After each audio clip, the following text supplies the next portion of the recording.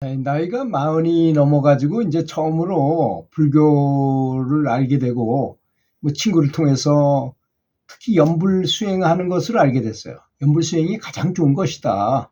지금 이제 중국을 통해서, 인도에서 중국을 통해서 이렇게 우리나라로 불교가 전해지다 보니까 한문으로 돼서 아주 어려운, 원래는 쉬운 거를 한문으로 해가지고 다시 우리나라로 이렇게 전해오다 보니까 한문은 특징이 뭐냐면 한자는 축소하는 그런 속성이 있어요.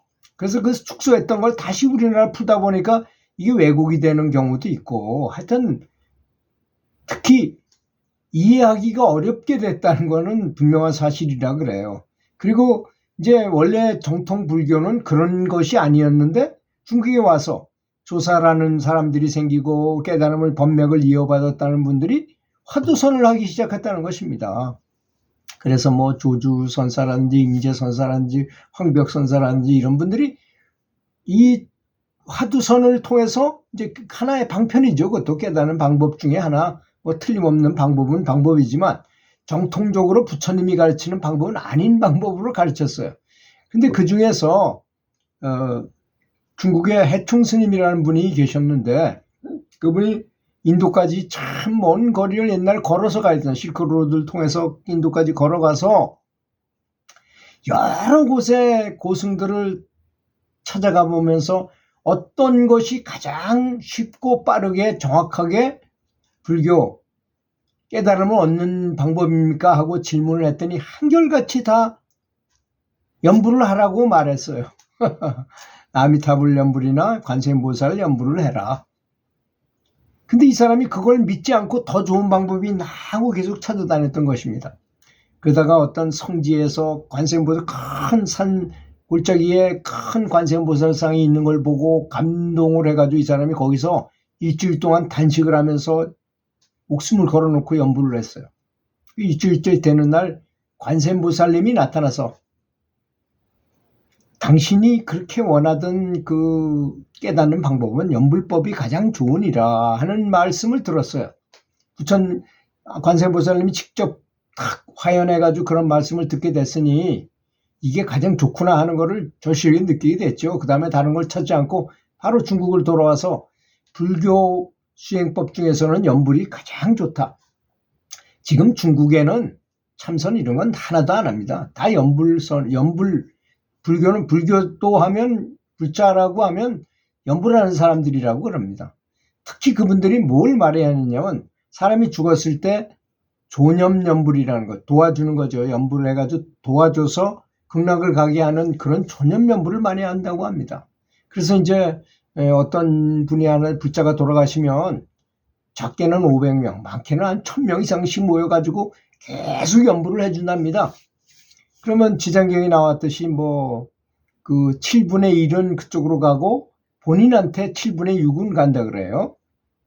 그러니까 죽은 사람을 위해서 조념연불을 해도 내가 더 좋아지고 7분의 1만 그쪽에 가니까 아니 7분의 1짜리들이 엄청나게 많이 모이니까 이 망자한테는 굉장히 많은 빚이 가게 되잖아요. 그래서 이제 극락왕생하는 거를 영안이 열린 사람도 또 거기 있으니까 반야용선이 온 것도 보고 올라타는 것도 보고 올라타서 가는 것까지 보고 그러면 이제 연불을 그만하고 한다는 것입니다. 이렇게 그런 이제 상세한 이야기를 이 정심화 보살은 듣게 됐어요. 아주 재수 좋았죠. 그런 걸 자세히 얘기해 주는 곳이 연불해라 하더라도 그렇게 많지 않잖아요. 근데 그걸 아주 자세히 듣게 됐어요. 그런 내용을. 그래서 마음을 아주 지극히 정성을 다해서 아미타불 연불을 하게 되었어요. 이분은 굉장히 부자이면서도 아주 성실한 사람이에요. 자, 세상에서 돈을 많이 모아서 부자가 된들 그것이 내가 가져가지도 못하고 그 뭐 아무것도 아니라는 걸 다 알아요. 이분은 세상에 풍파를 많이 겪다 보니까. 그래서 연불해가지고 얻은 연불 수행 공덕은 절대로 없어지는 게 아니고 이것은 극락 가는 차표를 사는데 착착 적금 드는 것처럼 돈을 벌어가지고 돈이 생길 때마다 착착 적금 들어가지고 이렇게 많은 돈이 되는 것처럼 아주 절대로 사라지지 않는 영원한 것이잖아요. 이걸 이제 완전히 이제 이해하신 거예요. 이 정심화 보살이. 그래가지고 기분이 너무 좋은 거예요. 사람이 그렇잖아요. 똑똑한 사람이고 이 사실을 전모를 다 아는 사람이 알음으로써 어떻게 하면 세상에 있는 금은 보화나 이런 것보다 확실한 게 있네. 어떤 사람은 전쟁이 날까봐 또는 뭐 어떻게 잘못될까봐 금괴를 사가지고 아무리 감춰놓는다 하더라도 그거는 한계가 있잖아요. 그래서 일본에 보면 죽은 사람이 쓰레기를 버렸는데 그 안에서 돈 봉투가 그렇게 많이 발견된다는 것입니다. 재작년에 800만 달러로 다 이렇게 해둔 걸 이렇게 쓰레기장에서 주웠다고 합니다. 우리나라도 지금 아마 그럴 거예요. 이제 곧 죽을 때가 됐는데 사람이 돈이 있어야만 되니까 돈을 짱박아 놨다가 그냥 사망하니까 못 찾는 거예요. 자식들은 귀중품만 이렇게 건지고 그냥 쓰레기를 버렸는데 그 쓰레기 더미 안에 그냥 있었던 것이죠. 그렇게 되는 것입니다. 그래서 그런 것이 아무것도 아니라는 걸 알게 됐어요. 그러니까 오로지 염불해가지고 얻는 공덕만은 영원히 없어지지 않고 죽어서도 사용하는 건 오로지 이거밖에 없구나 하는 거를 이분이, 그러니까 신바람이 나는 거죠. 염불하는 거. 노는 입에 염불한다고 가만히 있을 거면 좋은 일을 하는 게 좋잖아요. 그래서 염불을 엄청나게 하는 것입니다. 차츰 더 신바람이 나고 차츰 더 많이 열심히 염불을 하게 되었던 것입니다. 그러니까 기분도 더 좋아지고 등력도 생기고 또 강력해진다는 뭔가 하여튼 내부에서 강력한 힘이 생긴 만족감이 느껴지고 충만해지는 느낌이 받는다는 것을 이제 깨달았어요. 그래서 밤에 잠을 자면서도 계속 마음으로 염불하니 마치 첫사랑할 때 애인을 생각할 때처럼 설레이는 마음이 생기면서 잠도 잘 오지 않을 정도로 흥분되면서 무언가 기분 좋은 법피 선열의 상태에 빠져들게 되었던 것이었습니다. 그러더니 머릿속에서 전기자극 같은 기분 좋은 찌릿찌릿한 느낌도 들었고 그것이 좀 더 심해지면서 눈을 감으면 환한 빛이 보이기도 하고 아주 조그만 빛이 보이기도 하고 그 빛이 황금색으로 변하더니 그 아미타불의 형태를 띠기도 하고 명확하게 드러나는 아미타불의 그 형상이 그대로 드러나는 그런 가피를 입기도 하게 되더라는 것입니다. 근데 그 본 것만 중요한 게 아니라 보고 난 다음 보는 그 순간서부터 그걸 한번 본 다음에 굉장히 의식이